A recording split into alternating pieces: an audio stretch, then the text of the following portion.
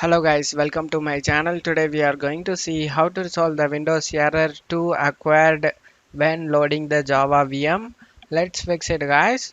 Go to search menu and type control panel. Click on open it.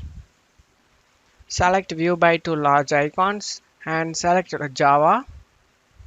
And now you just need to click on update tab and click on update now option over here.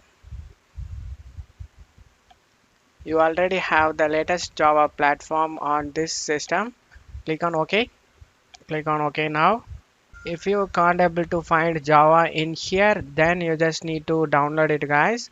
For doing it, open up Chrome, search Java download and click on official Java website. Click on the download Java option and download it guys. After getting download done, click on it and install it guys. After the installation process finished, follow this step guys. After doing this, go to search menu and type advanced VANCAD advanced system settings. View advanced system settings. Click on open it. Select environment variables.